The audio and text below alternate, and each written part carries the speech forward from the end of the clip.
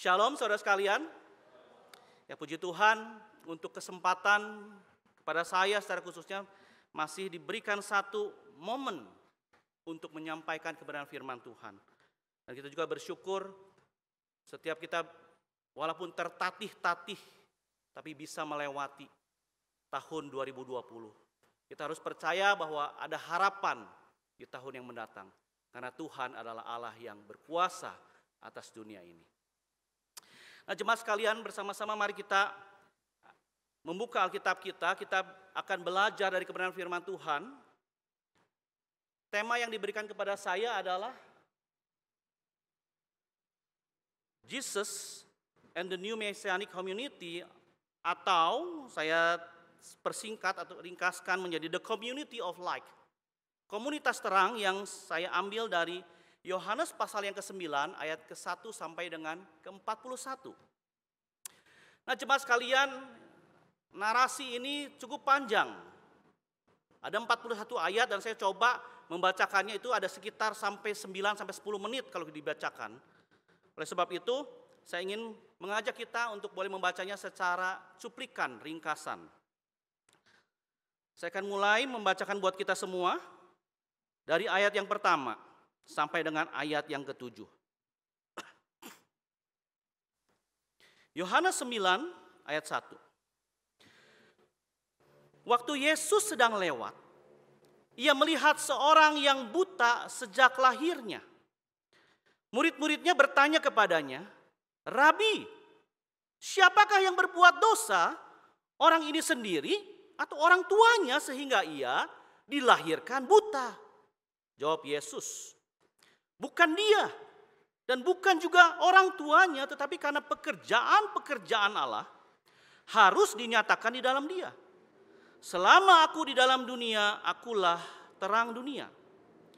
Setelah ia mengatakan semuanya itu, ia meludah ke tanah dan mengaduk ludahnya dengan tanah lalu mengoleskannya pada mata orang buta tadi dan berkata kepadanya, "Pergilah, basuhlah dirimu dalam kolam Siloam." Siloam artinya yang diutus. Maka pergilah orang itu, ia membasuh dirinya lalu kembali dengan matanya sudah melek.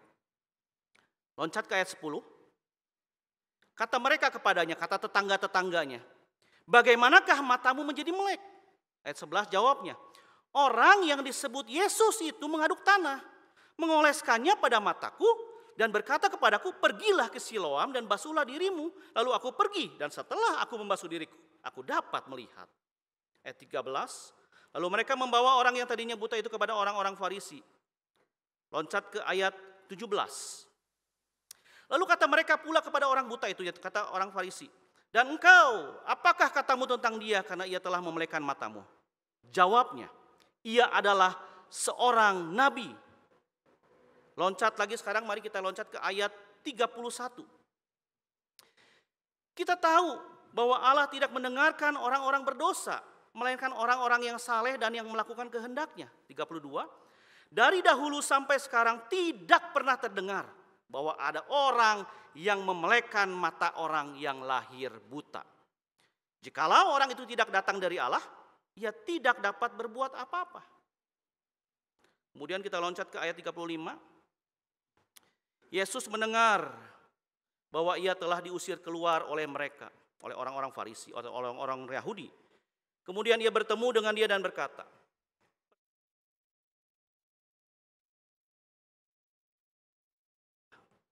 "Siapakah dia Tuhan, supaya aku percaya kepadanya, atau supaya aku bisa melihat lagi?"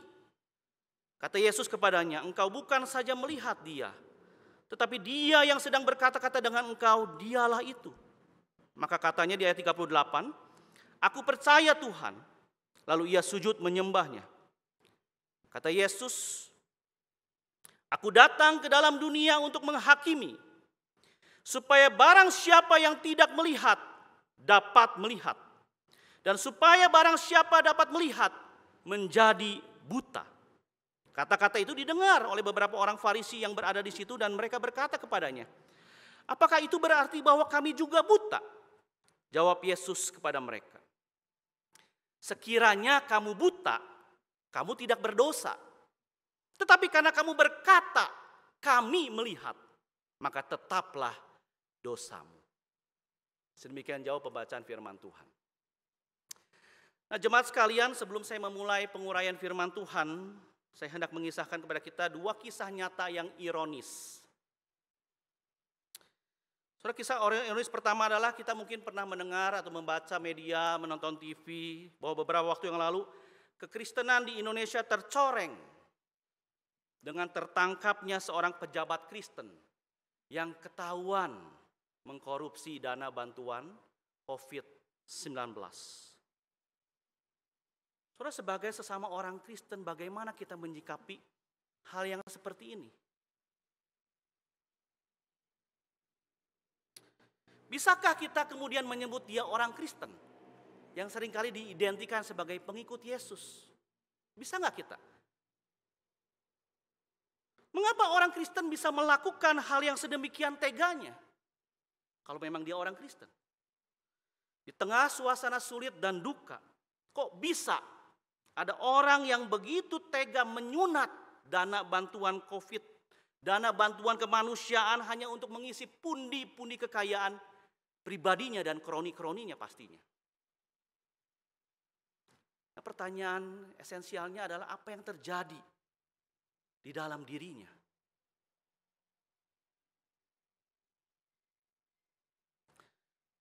Saudara, kisah yang kedua. Saudara, dalam suatu waktu saya berkesempatan berjumpa dengan teman lama saya. Dia seorang arsitek. Kami sudah lama tidak bertemu dan kami berbincang-bincang, dan ada satu kesempatan akhirnya kami bisa bertemu dan berbincang-bincang. Nah, di dalam perbincangan tersebut ia menceritakan sebuah cerita yang mengejutkan bagi saya, bahkan menurut saya sangat-sangat menyedihkan. Teman saya yang arsitek ini bercerita bahwa ia tengah mengerjakan proyek pembangunan sebuah rumah dari seorang tua-tua gereja, atau mungkin dalam konteks sinode itu penatua atau penilik jemaat. Seorang tua-tua gereja. Saudara, ia menjabat sebagai tua-tua gereja, artinya dia sudah berkecimpung lama di dalam gereja. Melayani pastinya bukan hanya setahun 2 tahun, makanya dia bisa menjadi tua-tua. Sudah puluhan tahun dan aktif dalam pelayanan. Tetapi yang mengejutkan dan yang membuat saya sedih adalah sewaktu teman saya menceritakan bagaimana proses pembangunan rumahnya itu akan dimulai.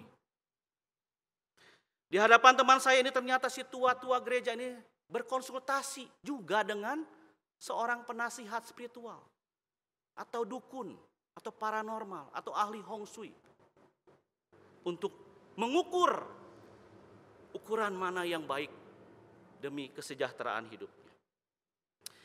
Saudara, tentu saja hal ini sesuatu yang ironis, bukan?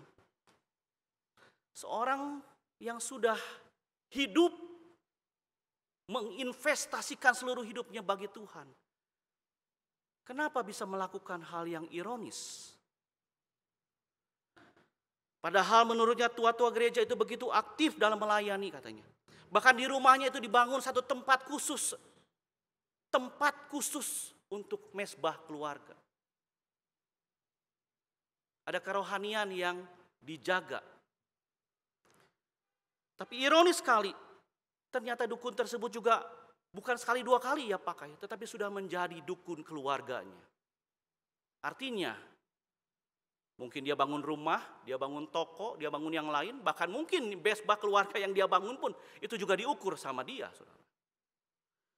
Nah, pertanyaannya sama, saudara. Bagaimana kita menyikapi fenomena seperti ini di dalam kehidupan seorang Kristen?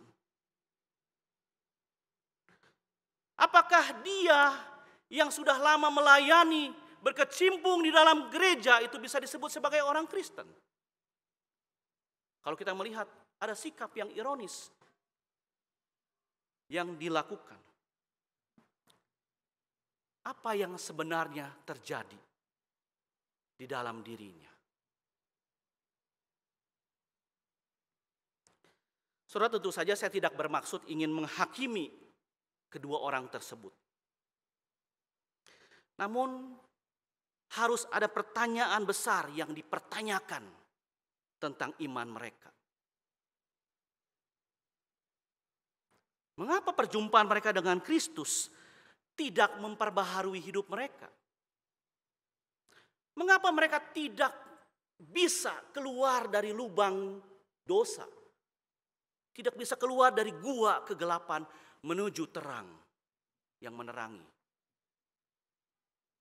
Nah, pagi hari ini kita akan belajar tentang persepsi rohani seseorang melalui kisah penyembuhan orang buta di Yohanes 9 ayat 1 sampai 41.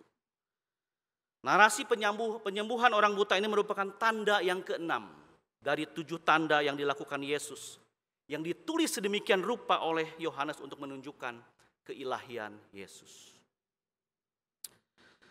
Saudara, narasi ini dibuka dengan Yesus melihat ada seorang yang mengalami kebutaan sejak lahirnya. Pemandangan tersebut tentu saja mendorong murid-muridnya kemudian bertanya kepada Yesus, "Rabi, siapakah yang berbuat dosa? Orang itu sendiri atau orang tuanya? Sehingga ia bisa lahir buta." Saudara, kalau kita baca Alkitab kita di bagian tersebut, Yesus tidak menjawab pertanyaan murid-murid, saudara. Tetapi ia menjelaskan bahwa ia akan menyingkapkan pekerjaan Allah lewat keberadaan si orang buta tersebut. Nah, pertanyaannya apa yang ingin Yesus singkapkan? So, kita bisa melihat petunjuknya di ayat ke-5 sampai ke-7. Di ayat ke-5, Yesus berkata, "Selama aku ada di dalam dunia, akulah terang dunia." Dan tidak lama setelah Yesus melakukan hal tersebut, peristiwa mukjizat pun terjadi, saudara. Dengan kuasanya Yesus mencelikkan mata dari orang buta tersebut. Nah, saudara, tindakan Yesus yang mendemonstrasikan atau menyingkapkan adalah menyingkapkan kebenaran. Dia mendemonstrasikan, dia menyingkapkan kebenaran dari klaimnya yang pernah ia sampaikan sebelumnya di pasal 8 ayat 12. Di mana dia berkata, "Akulah terang dunia. Barang siapa mengikut aku, ia tidak akan berjalan dalam kegelapan, melainkan ia akan mempunyai terang hidup." Jadi dia menyingkapkan dirinya secara demonstrasi. Saudara, sekejap orang buta yang sebelumnya hidup di dalam kegelapan, tidak punya pengharapan, sekarang diberi penglihatan, bisa melihat secara fisik dunia di hadapannya. Saudara, apa yang dialami seorang buta ini tentu saja menghebohkan warga Yerusalem, saudara. Karena ia bukan disembuhkan dari penyakit biasa. Ia tidak disembuhkan dari penyakit mah atau sakit lambung atau penyakit kulit yang biasa-biasa saja. Bahkan dia tidak disembuhkan dari orang yang sebelumnya bisa melihat kemudian buta. Tidak, dikatakan dia disembuhkan dari penyakitnya, yaitu buta sejak lahir.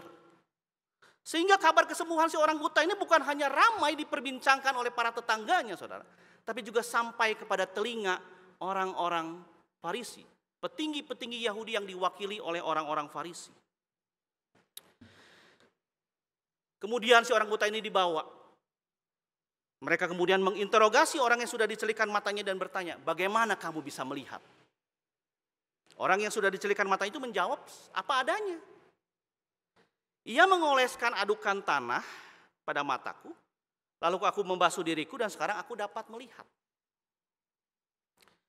Nah, saudara, karena hari waktu Yesus mengaduk tanah, mengoleskan tanah ke mata orang buta itu adalah hari Sabat. Hari di mana tidak boleh ada seorang pun yang melakukan pekerjaan fisik. Orang-orang Farisi yang sangat meninggikan hukum Taurat pun langsung menyerang identitas Yesus dan menyebut Yesus sebagai pendosa. Sebab menurut mereka tindakan Yesus yang mengaduk tanah, tindakan Yesus yang mengoleskan mata orang buta adalah tindakan yang melanggar hukum hari Sabat. Menurut mereka. Saudara, apa yang terjadi merupakan pemandangan yang ironis, saudara. Mereka seperti tidak punya simpati kepada orang yang sudah dicelikan matanya oleh Yesus. Mereka tidak peduli, saudara. Mereka justru malah menyoroti cara yang dilakukan Yesus dalam menyembuhkan si orang buta. Karena bagi pemahaman mereka, kalau Yesus itu utusan Allah, No, Yesus tidak akan melanggar hukum hari Sabat. Pasti ia akan jaga. Menurut pemahaman mereka.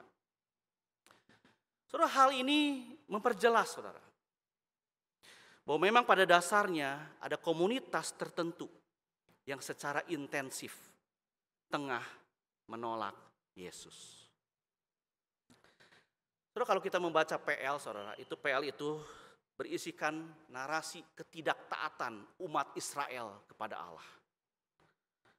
Maka PB dari Matius sampai Wahyu itu kita akan melihat ada begitu banyak diisi oleh banyaknya penolakan demi penolakan terhadap Yesus dan para pengikutnya. Dalam Yohanes sendiri misalkan, kalau saudara bisa membacanya nanti, saudara baca mulai dari pasal yang kelima. Penulis Injil Yohanes memperlihatkan kepada kita bagaimana orang-orang Yahudi itu menolak keberadaan Yesus sebagai anak Allah. Sekalipun dikatakan mereka sudah melihat tanda-tanda yang menunjukkan keilahian Yesus, mereka tetap menolaknya, saudara. Dan bahkan indikasi penolakan ini sudah dicatat di awal Injil, di pasal pertama, ayat 10 dan 11, yang kemarin disampaikan juga oleh Pendeta Chandra Gunawan. Ia telah ada di dalam dunia, dan dunia dijadikan olehnya. Tetapi dunia tidak mau mengenalnya. Ia datang kepada milik kepunyaannya, tapi orang-orang kepunyaannya tidak mau menerimanya. Saudara, peristiwa Natal yang kita peringati setiap tahun melalui drama-drama Natal yang dimainkan. Bukankah selalu ada kisah yang mengingatkan kita bagaimana sejak kelahirannya dunia tengah menolak Yesus. Prosesi kelahiran Yesus diisi oleh penolakan demi penolakan, bukan? Dari bayi sampai Yesus dewasa, Yesus bukan hanya ditolak oleh pemerintah setempat. Ia juga ditolak oleh banyak pejabat rohani, saudara. Ia dituduh sebagai anak haram. Ia dituduh kerasukan roh jahat. Dan konteks pasal 9 ini juga itu masih berkaitan dengan pertikaian Yesus dengan orang-orang Yahudi yang memang menolak keilahian Yesus. Dan klimaks dari penolakan terhadap Yesus nanti tergambarkan di dalam kematian Yesus di atas kayu salib. Tetapi ternyata kisah penolakan terhadap Yesus dan pengikut-pengikutnya tidak berhenti hanya dikisahkan di Alkitab. Sebuah realita yang terjadi, yang harus kita terima dan yang harus kita doakan terus adalah bahwa penolakan demi penolakan terhadap Yesus dan para pengikutnya itu masih terjadi sampai hari ini, bukan? Perizinan ibadah yang dipersulit, sampai gereja yang harus ditutup. Intimidasi dan penganiayaan yang terjadi sampai terjadi pembunuhan terhadap orang Kristen. Itu masih terjadi di seluruh dunia.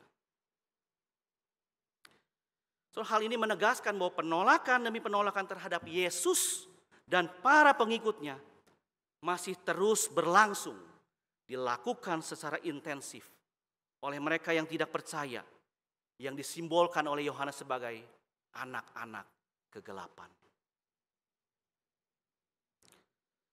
Saudara, kembali kepada adegan interogasi orang-orang Farisi terhadap orang yang sudah dicelikan matanya.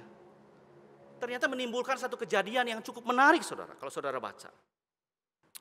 Saudara, hal menarik pertama, ternyata jawaban dari seorang buta tersebut membuat kelompok penanya itu menjadi terbagi dua. Ada sebagian dari mereka bertanya, bagaimana mungkin seorang berdosa bisa melakukan mukjizat yang luar biasa? Itu mencelikan mata orang yang buta sejak lahir. Inilah hal ironis yang kedua, saudara.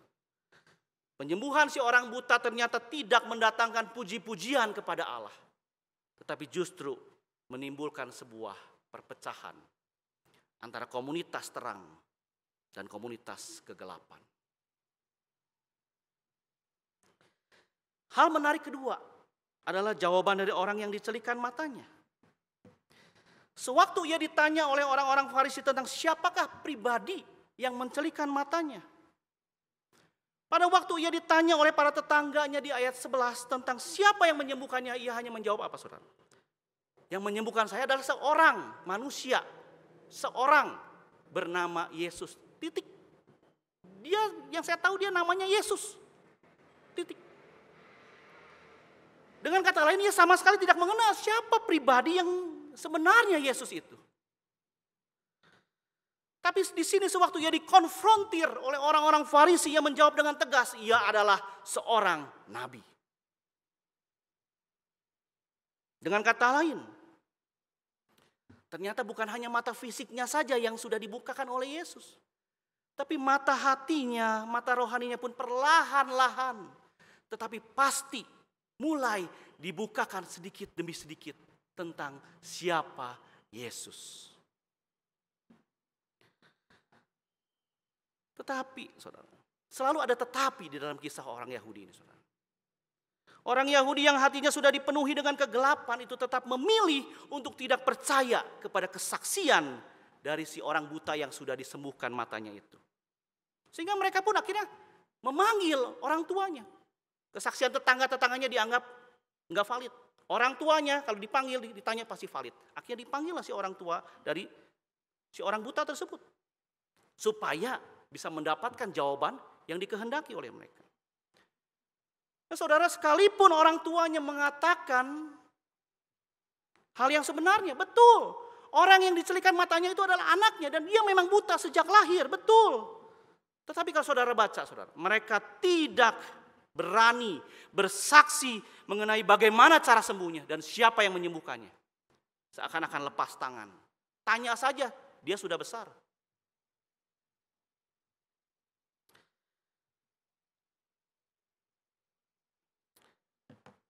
Saudara, sehingga mereka pun akhirnya mencoba menginterogasi untuk kedua kalinya kepada orang yang buta tadi. Dikatakan kenapa orang tuanya tidak berani?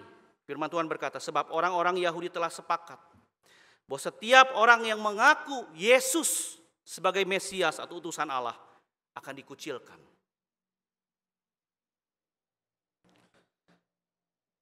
Saudara, kalau kita melihat teks ini, saudara, orang-orang Yahudi telah sepakat bahwa setiap orang yang mengaku dia sebagai Mesias akan dikucilkan. Saudara, banyak orang berkata hari ini, menjadi orang Kristen itu mudah ya. Mudah dan enak. Tinggal mengaku percaya kepada Yesus, hidup sejahtera, mati masuk surga. Enak banget. Tinggal percaya saja, hidup pun sejahtera, mati pun masuk surga. Tidak semudah itu, Ferguson. Karena mengikut Yesus itu ada konsekuensi yang harus ditanggung, saudara. Bukankah Matius pasal 16 ayat 24 berkata, setiap orang yang mau mengikut aku, ia harus menyangkal dirinya, memikul salibnya, dan mengikut aku. Dan kisah penyembuhan orang buta di pasal ini memperlihatkan kepada kita bahwa menjadi pengikut Yesus itu harus siap dikucilkan. Harus siap menderita. Harus siap tidak diajak. Harus siap hidup seperti seorang diri. Dan sepertinya orang tua dari si orang yang matanya dicelikan ini belum siap untuk dikucilkan. Dikucilkan dari masyarakat. Dikucilkan dari keluarga. Dijauhi dari persahabatan. Dipersulit dalam pekerjaan adalah bagian dari konsekuensi kita mengikut Yesus. Itu nyata, saudara.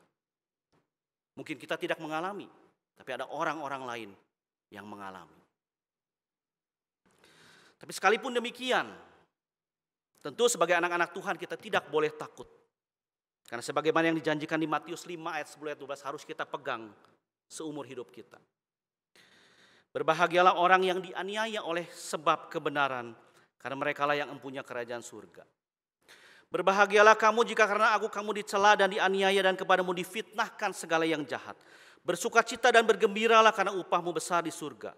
Sebab demikian juga telah dianiaya nabi-nabi yang sebelum kamu.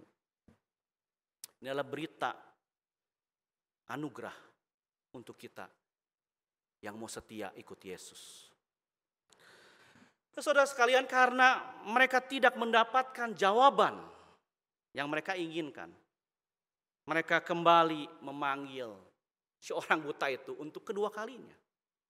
Lihat saudara, betapa gelapnya hati orang-orang Yahudi yang tidak mau percaya Yesus ini. Dia panggil kembali. Saudara, pemanggilan kedua ini menunjukkan betapa gelapnya hati mereka menolak Yesus.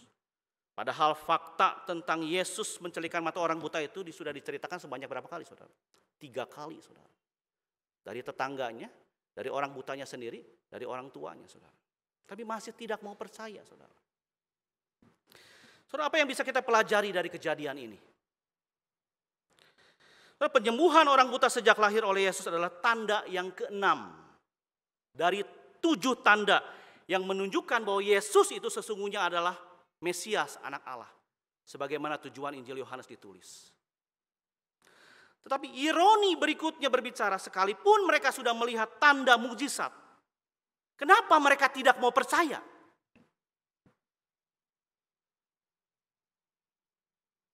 Jadi masalahnya di mana saudara sekarang?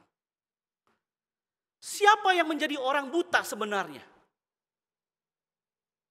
Siapa yang tidak bisa melihat Yesus sebenarnya di sini? Banyak orang beranggapan bahwa mukjizat yang terjadi itu bisa membawa banyak orang datang kepada Yesus. Sehingga itulah mengapa ada banyak gereja yang mengadakan kebaktian mukjizat dengan dalih untuk membawa orang bisa percaya menyembah Yesus. Tetapi kisah penyembuhan orang buta yang hari ini kita pelajari memperlihatkan kepada kita bahwa tanda mukjizat yang terjadi tidak selalu membuat seseorang bisa percaya kepada Yesus. Hal tersebut karena hati mereka sudah gelap, segelap-gelapnya. Sehingga sekalipun mata fisik mereka melihat yang luar biasa, mata hati mereka sebenarnya buta. Tapi berbeda dengan orang buta yang dicelikan matanya oleh Yesus. Mata hatinya itu semakin dibukakan. Dan penulis Injil Yohanes memperlihatkan kepada kita, sewaktu ia dikonfrontir untuk kedua kalinya, untuk mengakui bahwa Yesus adalah seorang berdosa, ia melakukan tindakan apologetik saudara, atau pembelaan iman. Dia berkata, kita tahu bahwa Allah tidak mendengarkan orang-orang berdosa, melainkan orang-orang yang saleh dan yang melakukan kehendaknya. Dari dahulu sampai sekarang tidak pernah terdengar bahwa ada orang yang memelekan mata orang yang lahir buta. Lihat penekanannya dari ayat 33. Jikalau orang itu tidak datang dari Allah, ia tidak dapat berbuat apa-apa. Dengan kata lain, pemahaman dia tentang Yesus itu bertumbuh. Dari mengenal hanya seorang bernama Yesus, dia bisa menyebutnya sebagai nabi. Dan sekarang ia menyebutnya, Yesus datang dari Allah. Saudara, menariknya apa yang dikatakannya itu benar saudara. Sebab sejak dari perjanjian lama, itu tidak ada catatan ada orang yang lahir buta itu mengalami kesembuhan. Enggak ada saudara.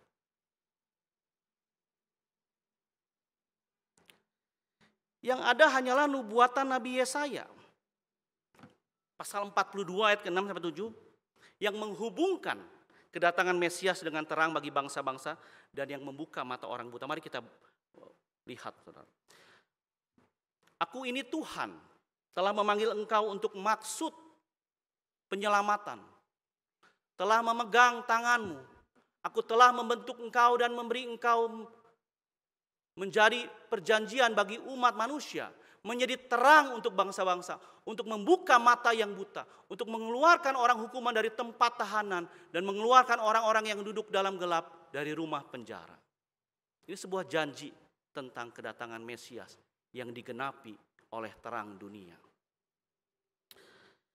So, dengan menggemakan Yesaya 42, penulis Injil Yohanes menekankan klaim Yesus sebagai terang dunia, bahwa ia adalah sungguh Mesias, anak Allah. Dan kolam Siloam, tempat si orang buta membasuh matanya itu punya arti yang diutus. Itu merujuk kepada kata siloh di PL Dan menariknya saudara, orang-orang Yahudi di abad pertama itu melekatkan Siloam juga kepada Mesias sebagai utusan Allah. Dalam kaitan ini penulis Injil Yohanes sedang menuntun kita kepada pemahaman. Sekali lagi, Yesus itu adalah Mesias, anak Allah. Makna kata yang diutus juga bukan sebuah kebetulan merujuk kepada peran si orang buta yang sudah dicelikan matanya. Dia diutus, disuruh membasuh dirinya di kolam Siloam. Maka ia pun diutus untuk memberitakan tentang Yesus dan karyanya terhadap dirinya kepada banyak orang. Di bagian ini penulis Injil Yohanes memperlihatkan pengetahuan iman dari orang yang sudah dicelikan matanya tentang siapa itu, tentang siapa Yesus makin bertumbuh, saudara. Jika sebelumnya ia hanya tahu pribadi yang menyembuhkan bernama Yesus, kemudian ia memanggil Yesus sebagai nabi. Ia juga mengundang orang-orang Yahudi untuk menjadi murid Yesus. Ia mengoreksi doktrin mereka dan sekarang menyatakan Yesus sebagai utusan Allah.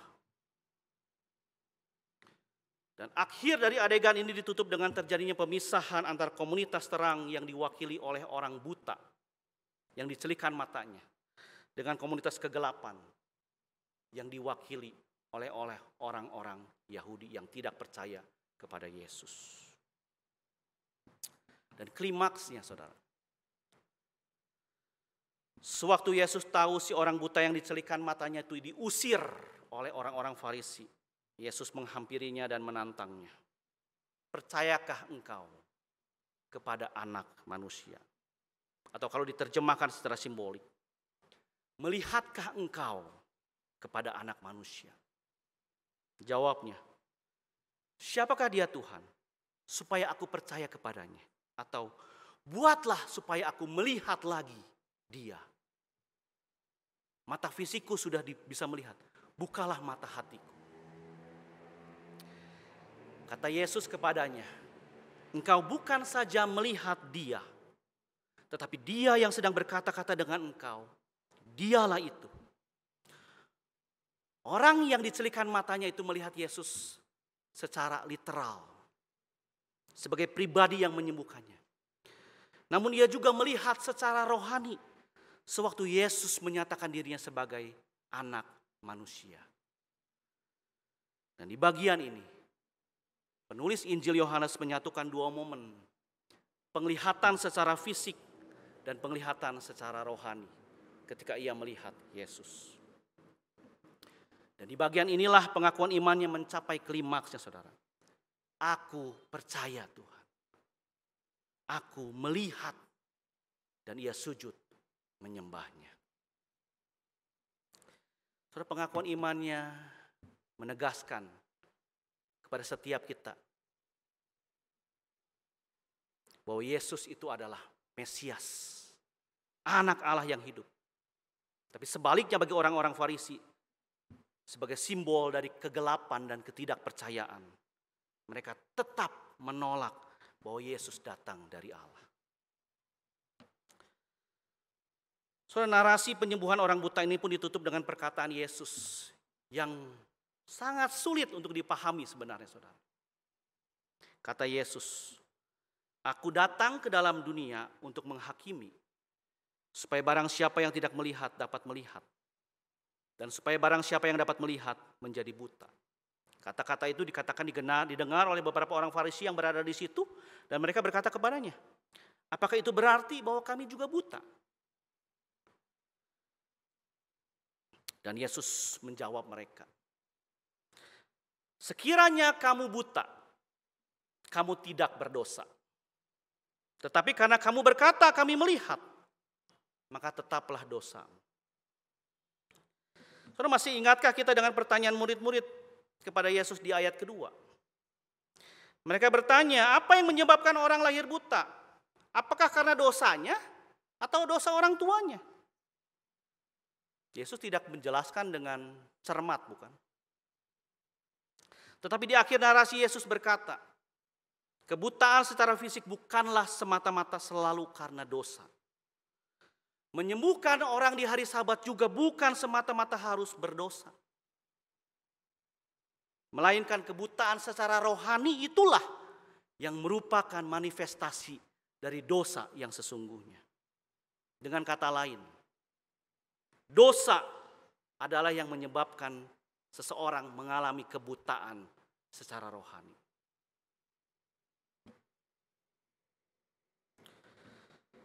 So, dalam narasi ini, penyembuhan orang buta bukanlah semata-mata sedang mengisahkan tentang mukjizat penyembuhan semata, melainkan tentang berbicara tentang persepsi spiritual seseorang terhadap Yesus. Gambaran terang dan gelap disamakan dengan penglihatan dan kebutaan sebagai dua kemungkinan keberadaan dari seorang manusia. Penggunaan kata seorang yang kalau diterjemahkan dalam bahasa Yunani itu antropon, itu manusia. Tidak dikatakan gendernya dia apakah laki-laki, tidak saudara. Karena itu ada konstruksi tersendiri, tapi dikatakan antropon, manusia. Itu merujuk kepada seluruh manusia. Merujuk kepada kenyataan bahwa semua manusia itu pada dasarnya itu buta sejak lahir. Dan hidup di dalam kegelapan.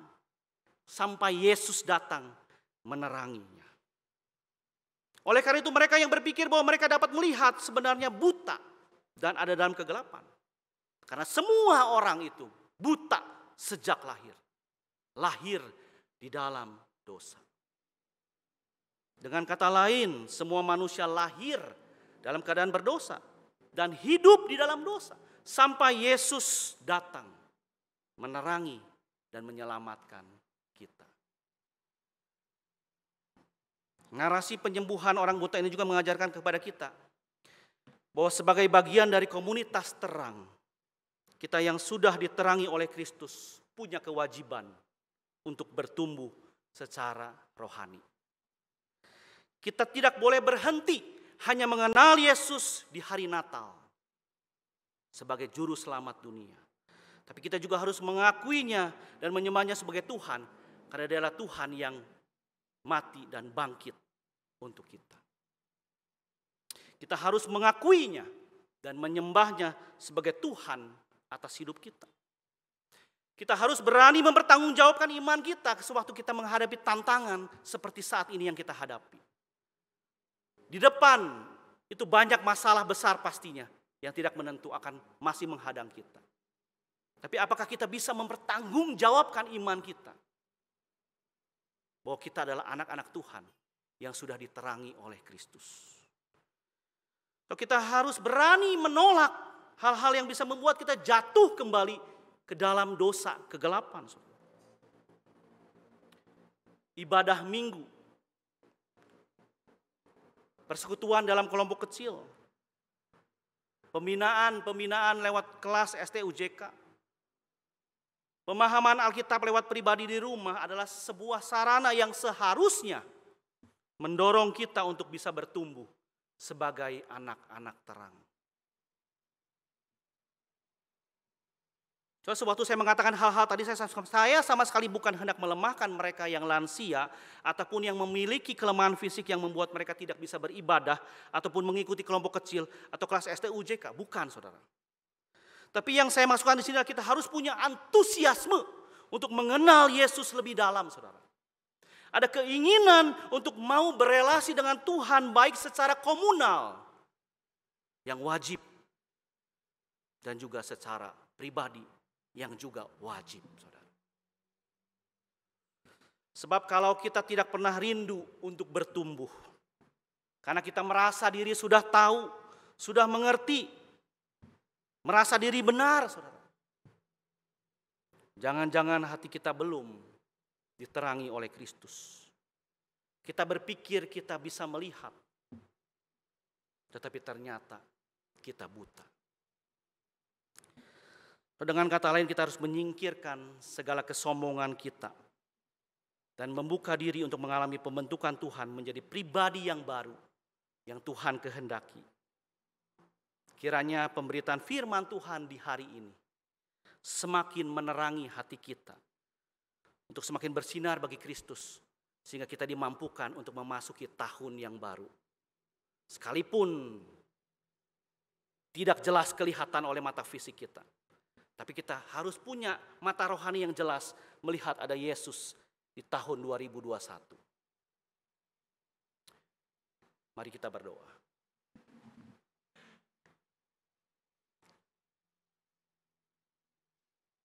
Tuhan, sungguh kami bersyukur Tuhan, kalau sampai penghujung tahun Engkau tidak melupakan kami. Engkau masih ingin berbicara kepada kami. Engkau masih ingin memberikan kekuatan kepada kami. Sekalipun mungkin kekuatan yang Engkau berikan itu berbentuk teguran, koreksi. Tetapi kami tahu Tuhan, bahwa Engkau adalah Allah yang mengasihi kami. Engkau ingin kami bisa hidup sebagaimana yang Tuhan kehendaki. Oleh sebab itu Tuhan, biarlah Allah Roh Kudus yang tinggal di dalam setiap hati kami itu yang memampukan kami untuk bisa memiliki kerinduan yang selalu ingin berelasi dengan Tuhan.